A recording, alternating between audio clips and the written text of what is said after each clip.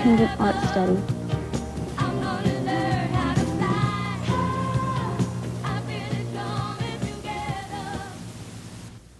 Bus passes, school posters, and letterheads, they all come from the print shop on campus. That's right, Ron. In fact, Ron Enos is with Mrs. Underwood, the print shop operator now. Let's join them and see what they're talking about. Hi, I'm Ron Enos. Do you realize all the work involved in printing those homework assignments and those tests that you take? Well, today I'm with Mrs. Underwood at the Antioch High School print shop. She's going to tell us about the process that's involved in developing all these tests and papers. Well, this machine here is a computerized Xerox 9500. It's one of the latest machines on the market for printing. Fast printing, it prints 5,500 an hour. It prints two sides, it collates, it automatically feeds the originals onto the glass, prints them, puts them in the collator.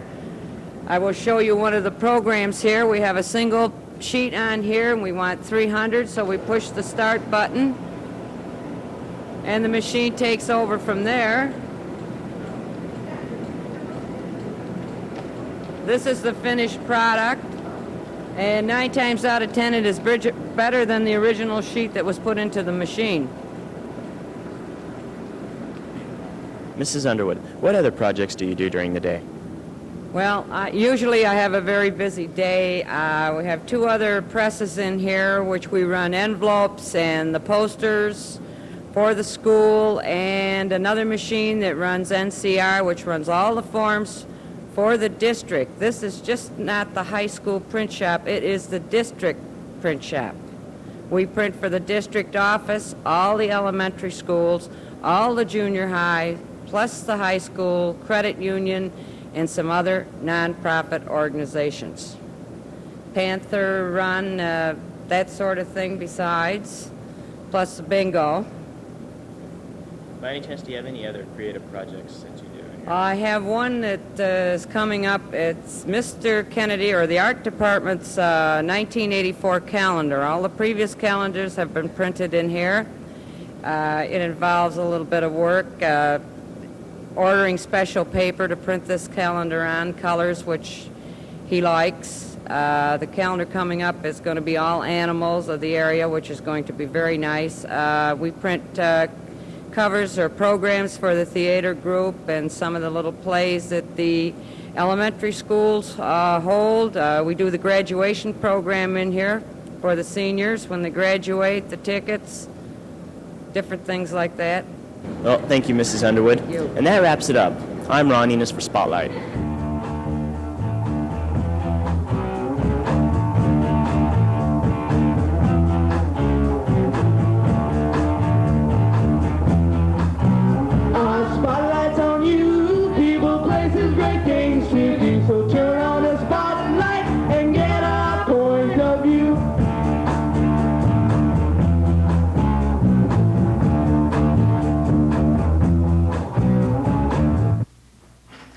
Have you ever been at home with nothing to do?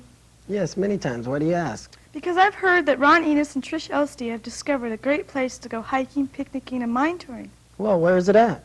I don't know. Let's find out. Go. Hello, I'm Ron Enos. And I'm Trish Elsty. This quiet land was once a booming coal mining town inhabited by Welsh pioneers. Today, it is now part of the Black Diamond Mines Regional Preserve. Within this 3,433-acre boundaries, there are 5 mines, 1 which is open to the public and 4 that will be open in the spring for touring. Today we will journey through the preserve and see the historical sites and visit the Hazel Atlas Portal. The Hazel Atlas Portal was a mine that was actually used in the mining boom of the 1800s. Today, it has been turned into an underground mining museum by the East Bay Regional Parks District, which will soon be open in the spring.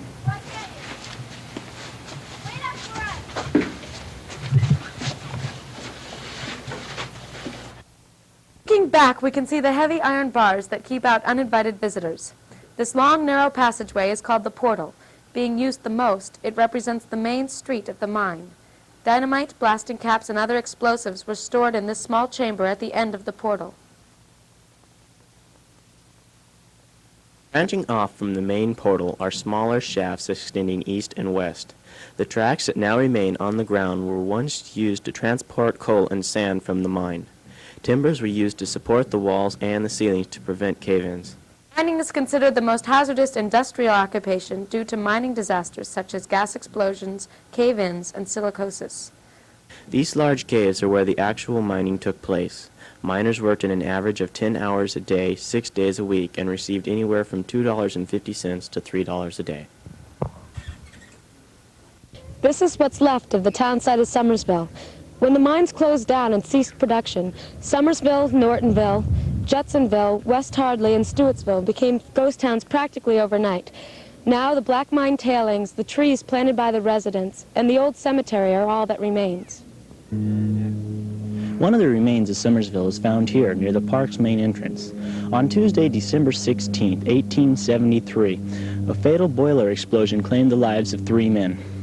These few twisted rods that are sticking out of the ground are the only evidence left of this fatal boiler explosion that killed John Hay, James Daly, and David Williams. As a memorial to these men, the townspeople of Summersville erected a monument here at the Rose Hill Cemetery, located midway between Summersville and Nortonville. Along with these men are many victims of mining disasters, along with women and children who suffered from widespread epidemics of typhoid, diphtheria, and scarlet fever that swept this area. These are just a few of the children who died in these epidemics. Their ages ranged between 1 month and 7 years old. During the mining days, rose bushes, irises, and ivy adorned the grave sites in the well-tended cemetery. But in recent years, vandalism almost destroyed the cemetery. Today, Rose Hill Cemetery has the appearance of an abandoned graveyard. Restoration, such as rebuilding of brick, wrought iron, and wooden enclosures and replacement of missing tombstones, will be undertaken as funds become more available. But out of all the remaining gravestones, this one of Sarah Norton is the most mysterious. Sarah Norton was the widow of Noah Norton, the coal miner who gave his name to Nortonville. Sarah was the well-liked midwife who accomplished in all forms of medicine and also helped deliver many of the babies of Nortonville. Died on October 5th, 1879, when her buggy was overturned by her horse after being frightened by a train. When her body was taken into the church, a great storm arose, forcing people back into their homes. On the second day, when friends went to go resume funeral services, a great storm arose again, forcing people back in their houses once more. Finally, Granny was laid to rest without a church service. It is said that she is the glowing lady or white witch that is sometimes seen in the graveyard at night. Some say Sarah's only trying to protect her final resting place that has recently been threatened by vandals. The Black Diamond Mine Regional Preserve is located on Summersville Road off of Highway 4. The park is open daily from 8 a.m. to dusk. Mining tours are on Saturdays and Sundays, but reservations are required. For more information, please feel free to call the Black Diamond Mines Regional Preserve. Thank you for joining us. I'm Trish Elstein. And I'm Ron Enos for Spotlight.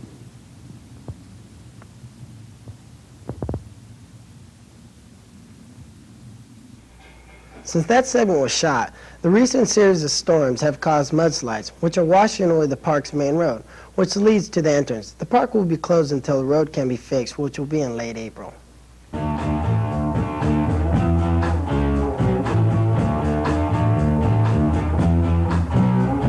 Spotlights on you, people, places, great things to do. So turn on the spotlight and get a point of view.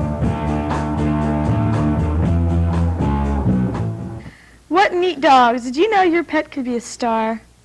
If you have a pet that would like to be on TV, watch for our address towards the end of the show. This month, Antioch High School's Mr. Olenchuk got a surprise when Evening Magazine called and asked if they could use one of the classes for a segment they were producing. That segment aired on Friday, March 18th on KPIX Channel 5.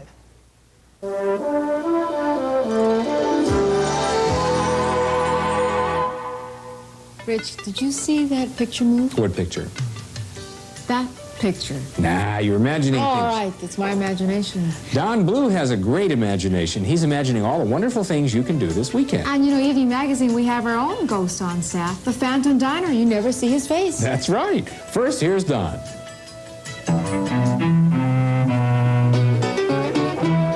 Hi, I'm Don Blue with some special events for the weekend.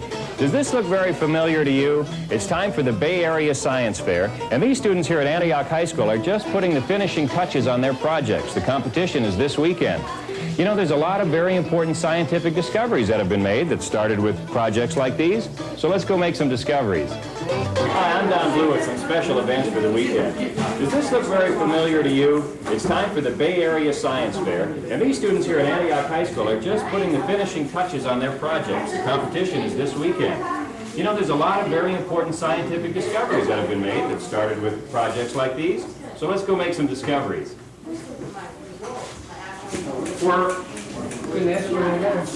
Okay. You happy? Yeah. Good. We are trying to prove that a beetle can pull 40 times the sunlight up a 13% incline. The reason that we are working with an incline is because if you try to make a beetle pull a weight on a flat surface, they really go around in circles.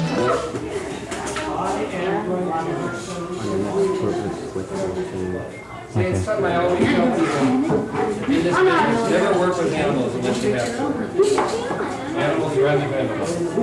Like try to do something with horses. What we're doing here is trying to determine the effects of caffeine on an individual's reaction time. And we're using a computer with a program that I designed myself to help determine this. Oh, shame on you! Yeah. We picked the right one, huh? Okay. Okay, here's what we're going to do. All we want you to do is just, you're going to go through this test. You can see these projects and hundreds more this weekend at the California Academy of Science in Golden Gate Park. Yeah, we use them. Here's one right here. Lacoste. No? Logizdum. That's the name of your shirt. Very good.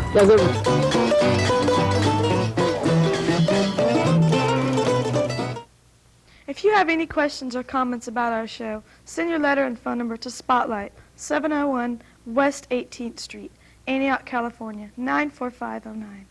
Or if you have a pet that wants to be a star, send your request along with a picture to the same address. Well, that concludes our edition of Spotlight. We hope you enjoyed our show. We look forward to seeing you again on our next show. Thank you for watching Spotlight.